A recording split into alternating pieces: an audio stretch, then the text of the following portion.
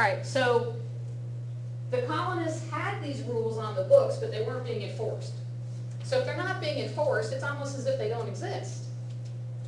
So the colonists are able to get away with pretty much everything they want to do. This is referred to in a lot of textbooks as statutory neglect.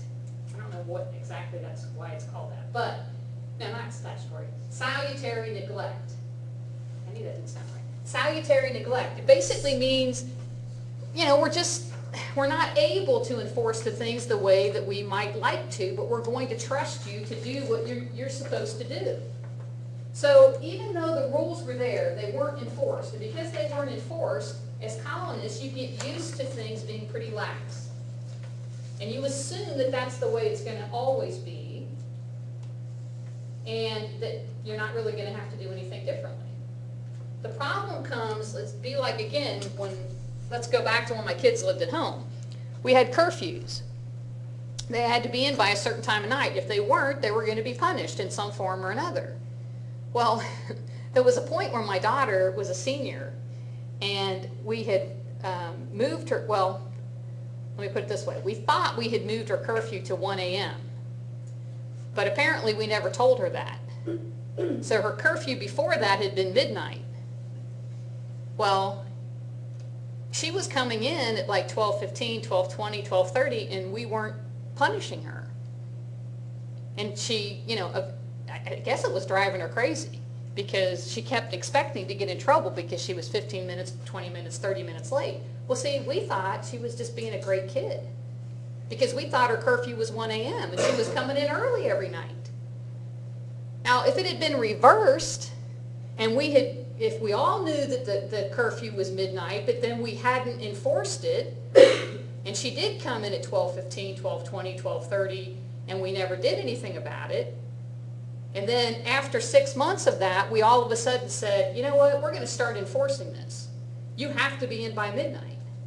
Can you imagine the fight we would have had on our hands? If we'd had 6 months of letting her get away with something and then turned around and started saying, no, we've decided that we really need to enforce that. That's kind of what happens with Great Britain and the American colonies. There were rules all along. The rules existed. This wasn't something new that Great Britain started doing. It was the fact that they weren't really enforcing it, and then after a long period of time of not enforcing it, they started to say, no, we have to start enforcing it. That's when the colonists began to have issues with them. And we're going to talk more about that next week.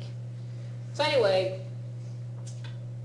I could just say memorize all of these acts and every aspect. No? You don't want me to do that? How could I pass that off as this is really going to benefit your life 10 years from now? Is that going to work? No, guess not. Okay.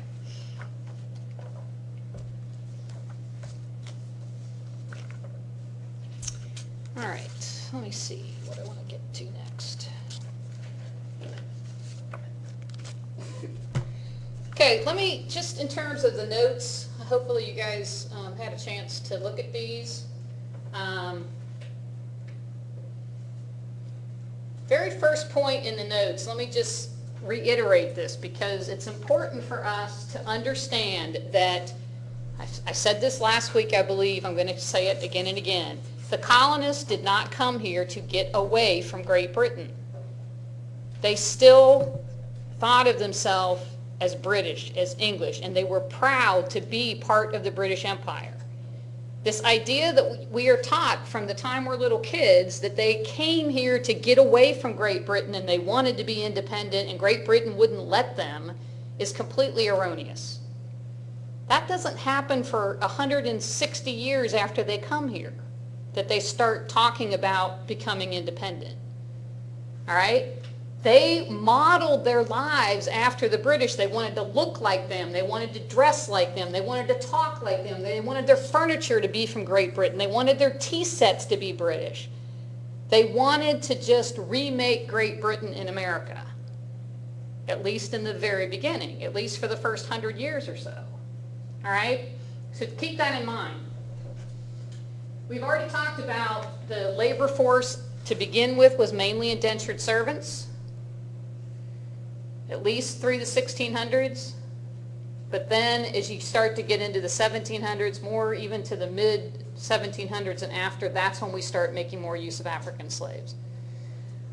I'm not going to go through all of this stuff, but there's a lot of characteristics of the different areas of the colonies. Now, generally speaking, in this point in history, we look at three different areas. We talk about New England, the middle colonies, and the South. So you take your 13 colonies and divide them into three different regions: New England, middle, and South. And they're very different in region as far as their characteristics. Even to the point of what religion do you find in each. In New England, it's almost completely the Puritans. And the Puritans don't like anybody else. I mean, in terms of religion. They think everybody else is wrong and you're all going to die and go to hell and we're the only ones going to heaven. But then in the middle colonies, you have a combination of the Church of England, which is the standard church back in England, but also the Quakers. You actually have a little bit of everything in the middle colonies, but those are kind of the two prevalent ones. And then the southern colonies are almost all Church of England. Now remember, the Church of England, well, I shouldn't say remember because you may not know this, is the Church of England Protestant or Catholic?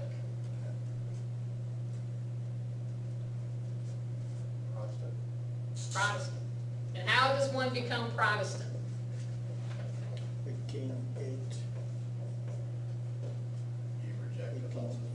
In England's case, the king, and which king was that? Henry VIII. Yeah, because you guys just had this on your quiz, right? Henry VIII decided to break away from the Catholic Church. Now he did this because he was such a godly, pious man that had done research like crazy on the Bible and fully understood all the doctrinal issues involved, right? Yes. He did it because he wanted to divorce his wife. Because she doesn't. There is no godliness, piousness, righteousness, anything involved in this man. He wants a divorce, and the Catholic Church, the Pope, won't give it to him. And so he says, well, screw you, I'm going to start my own church. Now, the reason why he could do that, though, this is in the, what year is he made it? 1546? I'm forgetting, somewhere in that range. But what's he going to, if he's going to leave the Catholic Church, what's he going to go to? Because there didn't used to be anything except Catholic, right? If you were Christian, you were Catholic. That's all there was until you said that. Yeah, and when was that? 1512? 17?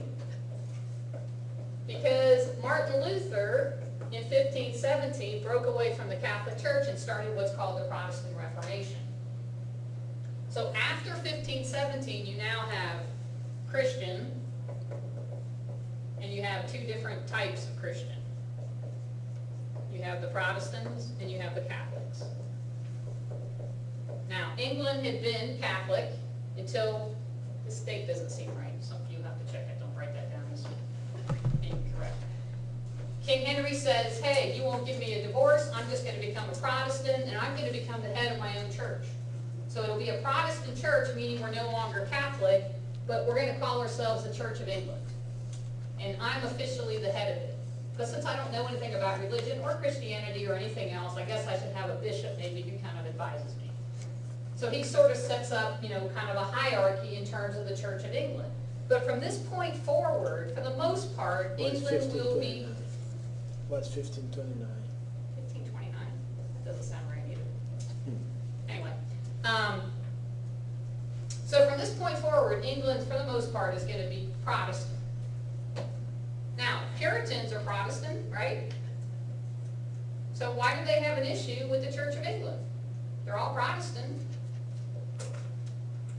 What's wrong with the Church of England?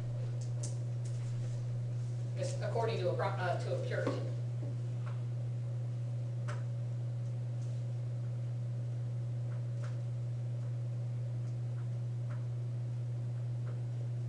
You guys aren't too into religion, are you? Got the blankest look on your faces. What was the question again? What does a Puritan think is wrong with the Church of England? So that goes with the divorce and the ungodliness. They're not. It's basically Catholic with just a different name on it. They didn't change anything. I mean, it's pretty much, you go in, it looks just like a Catholic church, they act just like a Catholic church. All they did was change the name so King Henry VIII can get his divorce. Now, eventually that will change. It does become more Protestant over time. But in the early years, it's still pretty Catholic. And they feel the Church of England is not pure enough. That's why they're Puritans. They want to purify the Church of England. So the Puritans come over here and they think they're the ones who understand what the church is supposed to look like, and they don't want anything to do with the Church of England. So for the most part, up in New England, you've got the Puritans who tend to not like any other religion because they just, bottom line, just think they're wrong. Why would you want to be in another religion if it's going to take you to hell? You should be with us because we know the right way to go to God and to have a relationship with Him. So anyway, that's going to be a major characteristic of New England. And it's going to have a lot to do with the way they conduct things in their individual towns. Most of the towns in New England at this time, you could refer to them as theocracies. Not a democracy, not a monarchy, but a theocracy. What does theocracy mean? Run by God. A government, a belief that everything in the universe is ultimately run by God, I believe. Yeah, because theo It's God. is, in Greek, is theos, and theos is God. So they're basically saying God rules our community. Now, of course, He doesn't sit there, in a chair and use a gavel or whatever at their meetings, but they, the thing in the courtroom that the judge has, that he bangs on the top of the desk. So they believe that through them, God tells them how to run their community. Now, through them meaning the religious leaders of their community. So you can see why some people might have issues with that. Anyway, this is going to be very important in terms of how New England rules itself, because religion is so important to them, and it has so much to do with the way they govern themselves in these early years. That's not going to be true as much in the other colonies. Now, we've already talked about the economy in New England a little bit in terms of fishing, shipbuilding, things like that. Middle colonies, a lot of their economy is going to be based on wheat. That's the main crop that they're growing in the middle colonies. The Quakers are going to have a pretty major role in the middle colonies at this point in time. As far as southern colonies, most of the economy is based on the tobacco and rice plantations. Again, the Church of England is the church here, but it doesn't play the role that the church plays in New England at all. It's just more. When I was growing up as a kid, almost everybody still went to church, but you just went to church because you were supposed to go to church. It wasn't like people had this real strong belief in things. It was what was expected of you. Your generation is more like, if I don't feel like getting up on Sunday morning, I don't get up on Sunday morning.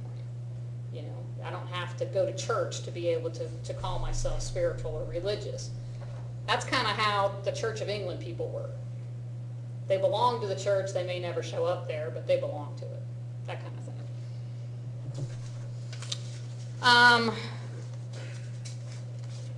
Some of the other notes talk about professions and things like that. We've already talked about triangular trade. Just a little bit about trade with the English. This is kind of important in terms of understanding some of what's happening in the economy of the time. America is growing very, very fast in this period. As we get into the 1700s, their population growth is much higher than Europe at this point in time. Now, the early 1600s, obviously, it was tough for them, but as we get into the 1700s, population growth is pretty significant. So they're growing very fast, and they need all these manufactured goods. So obviously their demand for those kinds of products from England is higher and higher. England is not growing at nearly the same rate. So they don't need as much from America in terms of the raw materials and things like that.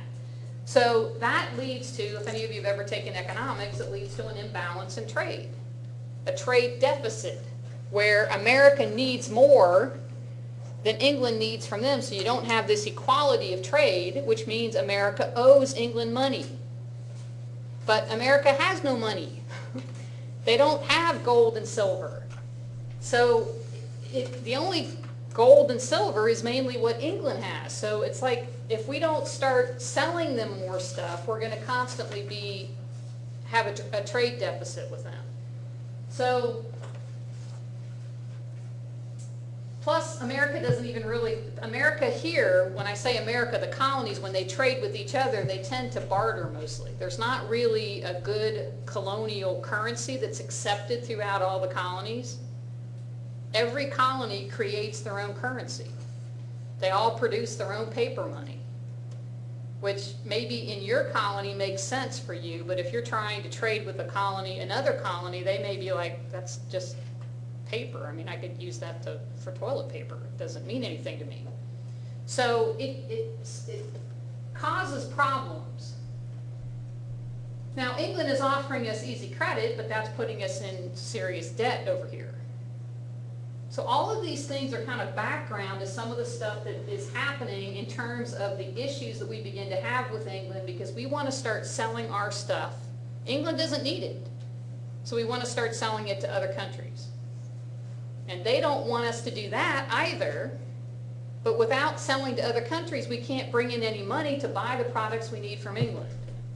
So sometimes this whole mercantilism thing doesn't work the way that England wants it to work, or even it's not in the best interest of the colonies or of England.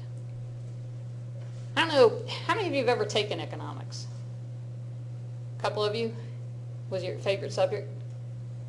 It was the worst thing ever. Learn anything? No. No. It was too stupid. Well, I took it I was a business major in my undergrad, and so I had to take economics, and probably the two worst classes of my college career. I never understood a thing the guy was saying. Now, I did take a class called Money and Banking, which had a lot of economics in it, but it didn't get into all those formulas and stuff that you don't have any clue what they're talking about.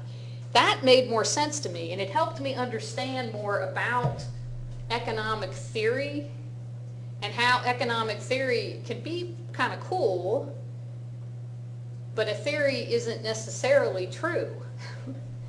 And when we talk about economists kind of trying to help us get out of a recession or those kinds of things, a lot of times it's just their best guess at what might work. But it doesn't mean it's going to work in every situation. Maybe it works here, but then you try the exact same methods in a different situation that seems similar and it completely backfires.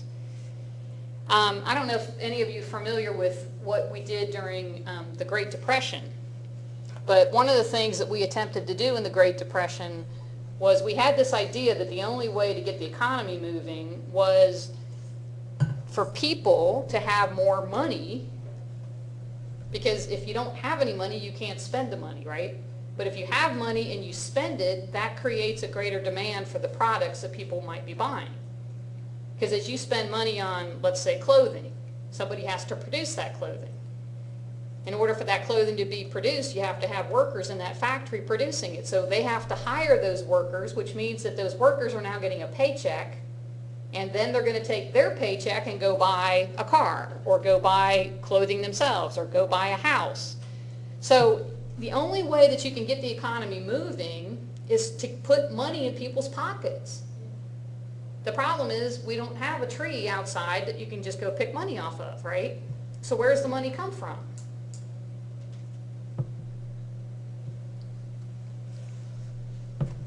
It's kind of important. Like right now, where does it come from? Anytime. It comes from the Fed, who gets an interest on it. It's a Ponzi scheme that you could never get enough money to pay somebody off like this. You could never pay the British off because True. they are printing the money. But what people came up with, and this is, you're kind of on the right track in terms of what you're saying, except you're taking a little more negative approach to it than I was going to take. But that's okay. That the idea was the government is the only entity that has the ability and the power to produce the money that can stimulate the economy. Now, I don't mean just go make it in a factory, but I mean to pump money into the economy by borrowing if they have to, or if they have reserves, because back then we didn't have a deficit. So we actually had money sitting there. And the government can pump that into the economy. Now, pumping into the economy doesn't mean walking down the street and handing people, packs of $100 bills. How do you pump money into the economy as a government? Create jobs, What kind of jobs? government jobs, Give me an example. Doing what? post office, What else? military, What did we do a lot of during the Great Depression? Work on the infrastructure or? Yeah. It's usually referred to as public works, right? So building buildings, hospitals, roads, cutting down forests so as to have more expansion, building dams, irrigation projects, all of those kinds of things. We did a ton of that during the Great Depression. And you had to hire people to do those things. So the government was paying these people to do these jobs. These are people who had been, remember, we had 13 million people unemployed. So now you're taking millions of those people and putting them to work. If they're getting a paycheck every week, they're going to start spending money. If they're spending money, that's going to start creating more jobs, because as the demand for those products goes up, factories start having to hire more people. That's the whole idea behind it. That came from an economist named John Maynard Keynes. His last name is like this. And Roosevelt bought into his theory. Now, this was new. This was a brand new economic theory in this period of time that said it's okay to go in debt as a government. It is okay for the government to have to go into debt if it's going to lead to them pumping money into the economy, creating jobs, and eventually that will come back to where the government can then pay off its debt, especially as those people are getting paid and then paying taxes, which brings revenue back into the government. Now, personally, I agree with this. But this is a lot of what Obama's been trying to do. I don't know if he's referred to it as the Keynesian philosophy or not, but a lot of what Obama has been trying to do in terms of pumping money into the economy, creating jobs, is based on this. But the problem is when Roosevelt did it, we had a balanced budget. And we did go into debt, but the amount of debt was so minimal compared to today. Obama's trying to do it when we already have whatever the debt is, a number we can't even imagine, right? And that's why he's getting so much flack, because if we didn't have any debt, if we had a balanced budget, I can almost guarantee you everybody, Republican, Democrat, horse, cow, who cares, would have said, great idea, go for it. But to do this at a time when we're already $16 trillion in debt, that's why he can't, the Democrats can't convince the people that we need to continue to move in this direction. Which is understandable, because when does it end, right? That's what I'm thinking. It's hard to believe that just under Clinton, we had a balanced budget. 20 years ago, we had a balanced budget. And, you can't blame Obama for all of it, because most of it started under Bush when we went to war with Iraq. First of all, you can't ever blame a president, because the president doesn't pass any of those laws. It's Congress. But they never get the blame, because we don't know their names. We know the president's name, at least hopefully we do. Anyway, I'm getting on my soapbox again. All right, so let's turn to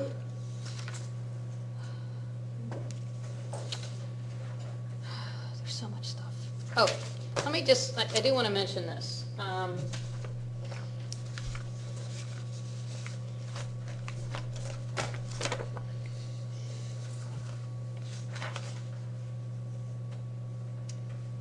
this little piece at the bottom of page 7 and over onto page 8. This I think is, again, very important because people raised in America that go through, elementary and secondary school and everything in America and learn American history that way, typically. I'm not saying this is true of every person because I'm sure there's some teachers out there that have learned more and become more enlightened about this and share this kind of stuff. But I think we have this idea that all Americans wanted was fair representation and Britain wouldn't give it to them, and that's why they decided that they were going to rebel against Great Britain and go their separate ways. But we don't clearly point out to our students that England had a very different system, different than maybe what Americans had come to want or to have gotten used to. In England, they had Parliament, and in Parliament, the members of Parliament were elected by the English people, but it wasn't like every person in England got to vote for those people. Only about 3% of England's population actually got to cast a vote for the representatives who sat in Parliament. And it didn't necessarily cover all of the geography of England. It tended to be in a very small area that people were allowed to vote and choose the members of Parliament. So when America started saying that they wanted to be able to send members to Parliament from over here, literally the people in England thought they were speaking a different language. It just didn't make any sense to them. It's like, why would you want that? We've never heard of that. We don't do things that way. We've done it this way for hundreds of years. It works fine. Why do we need to change it just for you? So it wasn't that America was being mistreated or abused. America was being treated just like all the rest of the Great Britain Empire. And therefore, they felt like Americans were asking for special privileges, something that the rest of the English Empire did not enjoy. And they didn't have any reason in their minds to give them that. So, first of all, in England itself, only 10% of all men could vote, period. And that only represents about 3% of the total English population. And you definitely had to be a landowner to vote because they felt that if you didn't own land, which was kind of the symbol of wealth or power back then, if you didn't own land, you didn't really have any stake in the government. You could just up and leave and do whatever you wanted. If you owned land, that meant that you really had a stake in this government and wanted it to be successful. But in America, by this point in time, by the time we get to the mid-1700s, 50 to 75% of all white colonists, meaning white men, not women, owned land and could vote. So meaning not vote for Parliament, but vote for people in their own little communities. So whatever representative body they had, at least half of the men in that community got to vote for those representatives. This is totally different than any other country in the world at this time. So America is definitely kind of striking out into an area that is not common at this point in time and definitely not the way they do things in Great Britain. But Britain doesn't really care if this is just in their own little local communities. What's the big deal? You guys have to make some decisions for yourselves. We're 3,000 miles away. That's fine if you want to do it that way. At least they didn't care at first. Eventually they're going to care because they're going to realize that they're in trouble. So Britain refers to their type of representation as virtual representation. See how far ahead they were of everybody else? I mean, they knew we'd be living in a virtual world, right? Virtual representation, because they said every member of Parliament represents every person in the empire. They don't have to be from America to represent America. These are smart, intelligent, educated men. And they know what your problems are, and they will represent you well. And America said, that's a bunch of crap. You have no clue what we go through over here, and we should have somebody that understands life over here sitting over there. But Britain didn't buy it. So for Britain, it's called virtual representation. Americans wanted what we refer to as actual representation. Meaning, I want somebody from my community standing there representing me.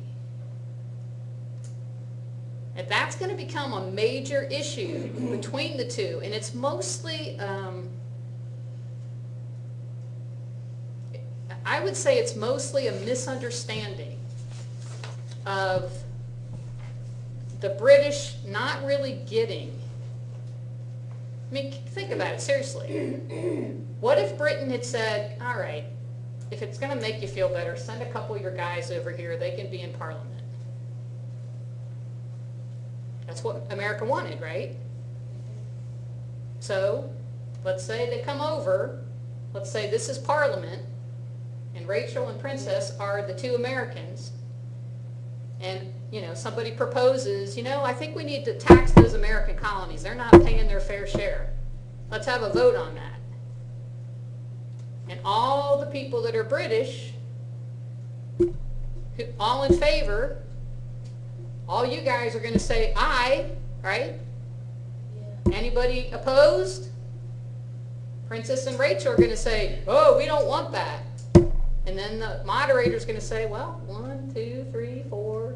Looks like we got 11 to 2. I guess it passes. American colonies get taxed.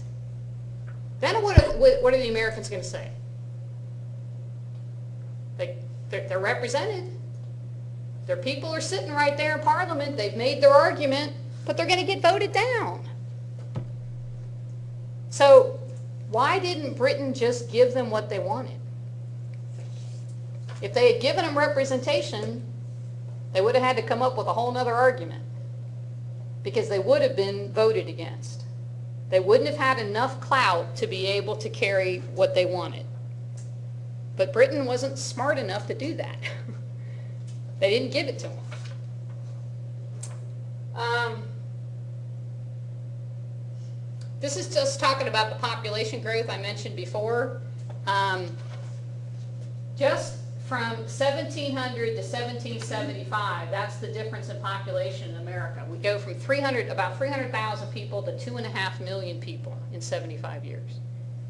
Now, that's mostly people coming over to America, plus population growth from birth rate and stuff like that. But that's huge. That's a significant difference in a relatively short period of time. And most of these people, remember, are living east of the Appalachian Mountains. It's not like they're spread all over the country as we know it today. Yeah. So it's going to be a real major change, and it's going to obviously cause the Americans to start demanding different things from England in terms of them being the mother country. Another thing that's important to note about the American colonies, at the point of right about the time of the American Revolution, just before the Revolution breaks out, this would be the breakdown of the classes. Upper class, 10%. That's probably pretty normal across the world. What's not normal is the middle class. At this point in time, most civilized countries of the world probably had a middle class that was no more than 20% of their total population. It was upper class, very small, lower class, very, very large. America is actually, the colonies are actually more prosperous than almost any other place in the world at this time. So when you hear the horror stories about how badly Great Britain treated the Americans and how bad off they were and all they just wanted, things to be fair and they were getting taxed so heavily, it's mostly a bunch of crap. Yeah. They had their cake and they wanted to eat it too. And Britain started to say you can't have as big a piece as you want anymore. And that's when the Americans got upset. So it was that large population kind of all in just those few border states. Mm-hmm. It's all concentrated in that very small area. And even then, it showed 40% were lower class, but about half of that was slave, right, of lower class. They're saying like 500,000 out of 2.5 million, so about 20% of the population, 40% were poor, and 20%, about 20% were slave. So really only 20% of the population was considered poor. I mean, the rest were really considered. Right, because, yeah, you're right. That's crazy. Yeah, I mean, I think it's amazing to think about the fact that, because I think we do have this idea that the Americans were not very well off because they were being treated so badly by Great Britain, when in actuality, the Americans were better off than most people living in England or the rest of the British Empire at this time. And that's mainly because Britain couldn't enforce anything on them because they were too far away. So they couldn't, and they weren't really taxing them directly at all. They were only taxing them through the shipping regulations. Americans were not paying a single penny in direct tax to Great Britain. Not any levied taxes, like sales taxes, income taxes, any of those kinds of things. The taxes that Americans paid, they paid to their own local communities, not to Great Britain. So the taxation, that representation thing that you hear about growing up all through school was very misleading. Yes, I would say that. And we'll talk more about that next week, because that's what next week's chapter is about, is the crisis that's starting to build with Great So Britain. with the people getting taxed, the rich people who own the boats, okay. Well, they're not even really being taxed. What's happening is that they're having to pay. Using the word tax can be misleading. They were having to pay stuff, but it's based on shipping regulations and tariffs and things like that, not taxes on like their income, or there's not sales taxes on items that they're selling, those kinds of things. That doesn't start until it begins to happen in 1763, and that's when the Americans start saying no taxation without representation. Because Britain does start to levy some taxes on them, like some sales taxes, document taxes, things like that, and the Americans freak out. Then they try to like tax them on their paper and stuff. Yes. Just keep it. Anything that was like newspapers, liquor licenses, any kind of legal documents, anything that had to be sort of signed or notarized, they were charged. But it's a minimal amount. That's the thing that's so aggravating to me, is that we teach our students as if, they were paying an arm and a leg for these things. We're talking about, like, the example I usually give to my students is if you go into a convenience store, how many of you stop and get coffee or a soda or something, on a regular basis? So let's say you go into the same convenience store every morning and get a cup of coffee. And it's $1 for the coffee, so it's $1.06 with tax, right? And you're so used to it, it's just, you're half asleep, you get your coffee, you know the dude's name, he's always there because he works, the 7 to 7 shift or whatever, and, you get in there at 6:45, and, it's always a little chat with him and stuff, and here's the $1 and the 6 cents, and then, you're on your way out the door, and the guy goes, hey, wait a minute, it's $1.07. You're like, what?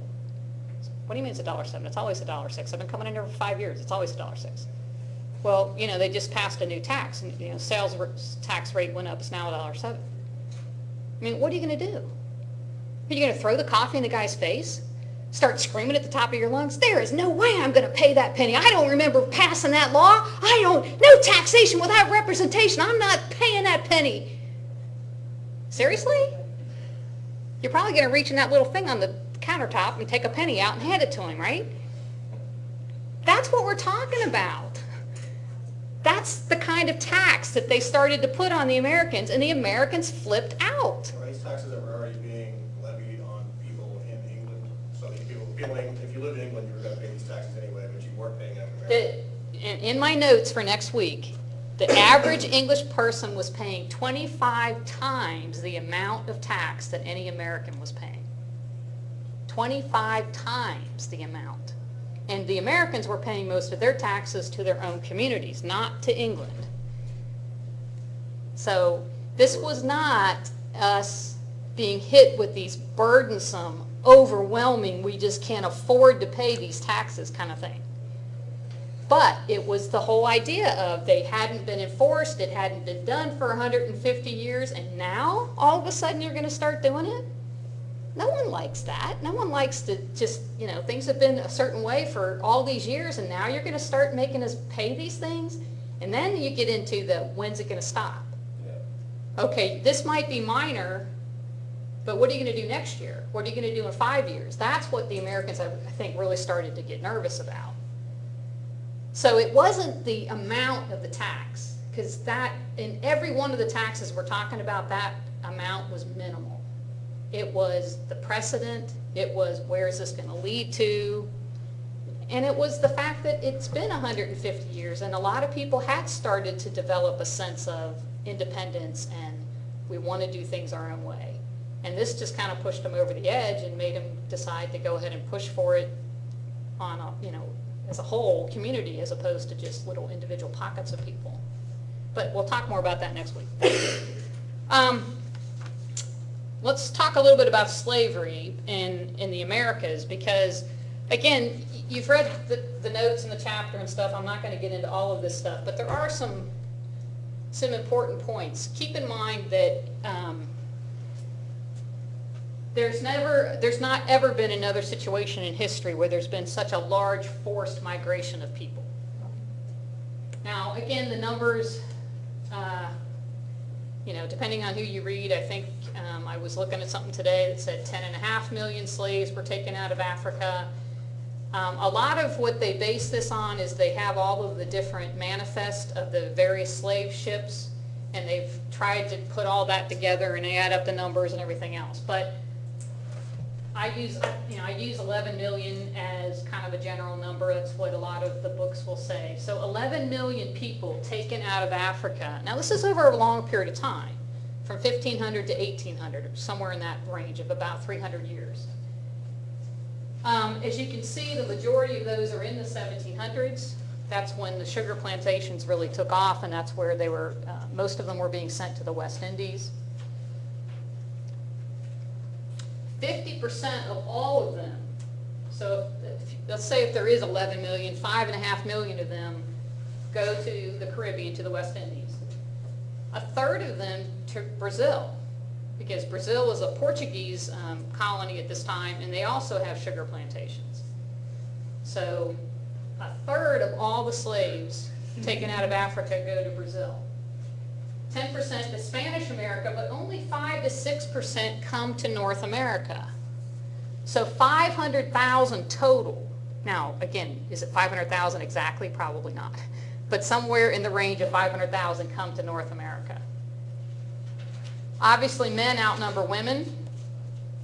They don't bring 80-year-old slaves over here. So most of them are between the ages of 15 and 30. And with the whole process of taking the slaves out of Africa, Zinn, remember we talked about him during the first week of class, Zinn estimates that Africa actually lost 50 million people. So only 11 million actually got here as slaves, but you've got all the ones lost on the Middle Passage. Then you have all the ones who die in the actual warring that takes place amongst the tribes. And Zinn argues that 2 out of every 5 die from the time when they're captured before they can even get on a boat. Meaning, not in the warfare, but they marched them to the coast and they were treated so poorly and they got sick and things like that, that 2 out of every 5, he says, died before they could even put them on a boat. So if you lose 50 million people, which again, that's an estimate, we don't have exact numbers, you're going to have a tremendous impact on the population of Africa, which I talked about last week. And you're taking out the strongest, youngest, the ones that are supposed to become the leaders of your communities, and you're doing it consistently for 300 years. So the impact on Africa, I believe, continues with us to this day.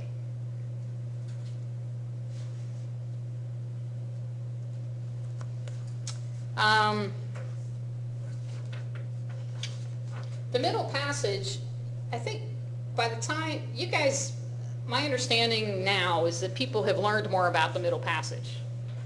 Even 10 years ago, my students often didn't know what people were referring to when they used that. But the Middle Passage just refers to the actual voyage that the slaves had to take from Africa to the New World. And it's horrendous what they went through. I honestly can't. It takes about 12 weeks to get here. And depending on who the slaver is and how much they pack the boat, because sometimes they have different theories. There's tight pack and loose pack. The tight pack is put as many people in there as you possibly can, and then if you end up losing half of them, you still got a big number. Others would say loose pack because they're probably going to be healthier when they arrive, and so since most of them don't die, then you still end up with just as many as if you had done the tight pack. I mean, you can, even saying those words, you can tell they're not even thinking of them as human beings, right? But the stories about what it was like to come over on one of these ships, and we do have actual stories of people who made the voyage and survived that are able later to write up their memories of it. I just really can't imagine. I mean, I think I literally would want to just die than go through that. And some of them did. If they would bring them up on the deck to exercise them, they referred to it as, to like make them dance and stuff to try to get a little bit of exercise and some fresh air. And some of them would get up there and they would just jump overboard and drown themselves, because after spending weeks down in the hull of one of those ships and then not really knowing where they were being taken, they had no idea what was going to happen to them.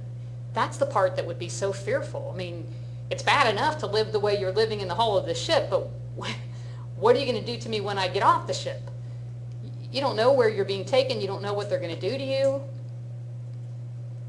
I mean, it would take an unbelievable strength, I think, to survive that.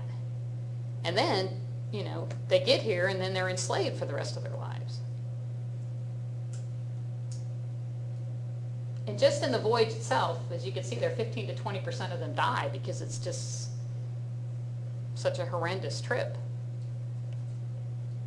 You know, they don't feed them enough. A lot of times they don't realize how much food it's going to take. They get sick. And they probably have no real will to live. So if you start getting sick, it's probably pretty easy just to give up and say, what's the point? So anyway, oops, we already talked about this. Oh, one thing that does say there is that the population in Africa, by 1850, if you start in 1500, the total population of Africa represented about 15% of the world's population. But in 1850, the population in Africa was down to only 8%. Now, both of them, the population has grown, you know, from 1500 to 1850, because we don't have as major epidemics and things like that. So the population is growing across the world and even in Africa. But the point is the population growth in Africa is much, much slower because, number one, all the people being taken out, but also the lack of fertility and the replacement of people because they're taking out all the young people. And this was the question I asked you on your discussion board. Did racism lead to slavery, or did slavery lead to racism? I realize it's a chicken and egg kind of question to some extent. In almost every class somebody will say that in the discussion board. And the other thing that this question here doesn't quite state is, obviously we're talking about a particular context, right? We're talking about American slavery. But I asked you in your discussion board to think broader than that. And you guys did a good job. I didn't read all of them yet, but I read some of them this afternoon. And I think most of you picked up on the fact that slavery has existed in lots of other contexts, not just in America. And slavery in Greece and Rome and places like that did not necessarily have a component of racism, right? So in some ways, this question, you might say, well, it doesn't really apply because maybe racism wasn't involved in some of those other contexts, but it is involved here. I mean, that's pretty obvious, isn't it? So the question does become, you know, do they always go hand in hand? If there's slavery, does there have to be racism? Will racism always lead to slavery? Obviously not, because we don't see it in every other context that way. But what is the relationship here?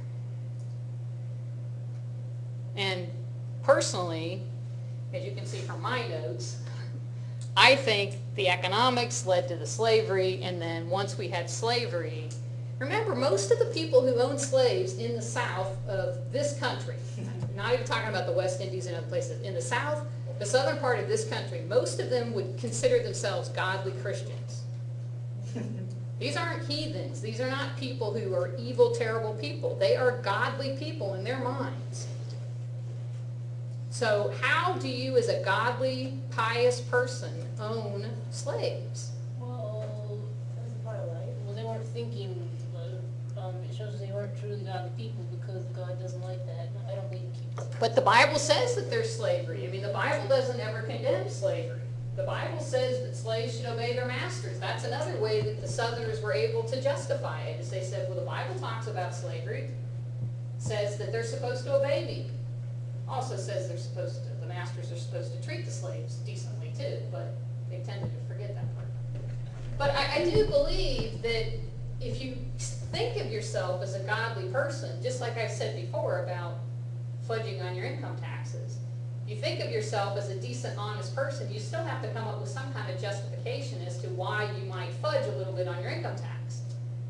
Well, I think Southerners had to do the same thing when it came to slavery. And telling yourself that these people are inferior, that they're not capable of taking care of themselves, and that you're actually providing, you're doing them a favor, because you're providing them shelter and food, and if they get sick, you take care of them. I mean, I think helps you sleep at night, because you're convincing yourself that you're not really doing this terrible thing. Now, probably, don't get me wrong, I'm sure there's some slave owners who could care less, and it's all about the greed and the money and everything else. But there's a lot of these people who honestly have convinced themselves that if they didn't do this, these people would not be able to survive without them. If they didn't provide them shelter and food and structure, because they're not capable of taking care of themselves.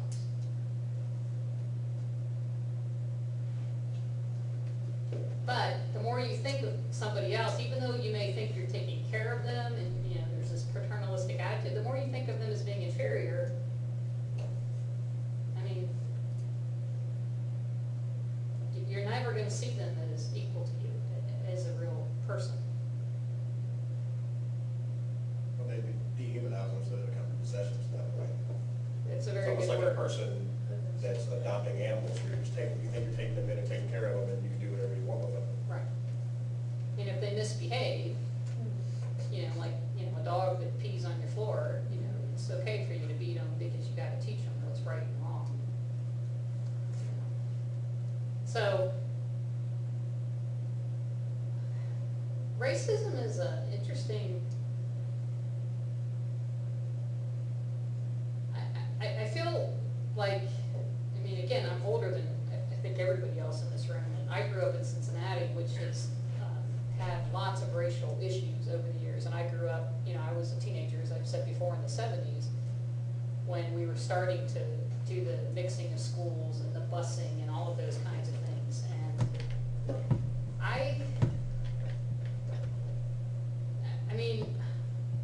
for the most part, I didn't feel like my family was racist. They were always good, decent people and everything, but it was almost like you didn't know anything different than We're put in racist. that category and they pretty much stay there for a long Yeah, time. you just, That's it. you just saw, I just saw blacks differently than I saw whites, and I don't remember my parents ever talking badly about blacks, or, using, bad language or anything, but it just was ingrained in the society that they're different, they're not as, I think I had this idea, and it was never spoken to me out loud by any, family member, but I had this idea they weren't as intelligent, they weren't as hardworking. I just really saw blacks as not having the same capabilities. And I honestly can't say I know where that came from, but I know that that's how I felt. And even to this day, I have to say that I hate this about the fact that I feel this way. I'm just being completely honest here, that I know that if I were walking down a dark street and black guy walked by me, I would be more scared than if a white guy did. And I don't have any reason to feel that Well, way. that's just like if you have a kid and let's say you're a bad parent and you keep that kid inside all the time and you don't teach them words that they need to know. I mean, you can meet 3-year-olds that don't even know how to talk because that's all they know. So Right. that's all you know, that's all you know. If you never taught any different, you're never gonna, your perspective is never gonna change on that But situation or anything like that. yeah, but I do think that, I mean, it wasn't just like in our home and everything, it was the fact that our whole society was immersed in that mentality. And even though my rational mind tells me to not be that way, there's something that, you know, after all of those years of a particular way of living and thinking and experiencing the world, that it's very hard to break out of. And, I mean, don't get me wrong, I would still be scared of the white guy if I'm on a dark street all by myself. But I'd probably be a little less concerned. And that bothers me, that I still have that remnant. Now, keep in mind, I did get the crap beat out of me as a first grader by a black girl. And I don't know how much that influences my thinking. But she was in 6th grade and I was in 1st grade, and she literally just beat the crap out of me. And I really, to this day, don't know why. But, so that might influence my thinking a little bit, I don't know. But anyway, racism is an interesting thing, and it's, I think, good for us to stop and ask ourselves, whether it's black, white, or, you know, even what we're dealing with in our country today with the whole Muslim thing, you know, do we still have those kinds of fears that are not necessarily rational? I mean, it's one thing to just have good, healthy fear of other people, because you can't always trust people, but, you know, when it's based on race, I think we do have to ask ourselves if it's rational. Anyway, make sure you look at the calendar and everything for what's due next week. That's what you consider the 70 years right? Oh, guys, just very quickly, Sean sent me an email and asked this question. I wanted to tell everybody. Quizzes do become available for you to review, generally speaking, the next day after the quiz closes. Yeah. So I don't let you see them immediately because you're all such best friends, you'll share the answers with everybody, you know. So, but you can see them, but it usually takes like 24 hours before you're able to look at it. So you go to the reports and go to your grades, and then you'll be able to click on it and see what you missed. So we can just, so the questions on the midterm and final are just gonna take it straight from the. Not, some of them, yes, not 100%, but they'll be similar to the ones on the quizzes. I was gonna just make sure I caught the rolls I got here right. Thanks. Just letting you know, again, I'm not gonna be here next week. Oh. I'll be on vacation. Oh, that's so right. I'll do my reading and whatever, but is there anything I should? Just I forget what we have due next week. Do we have a discussion board?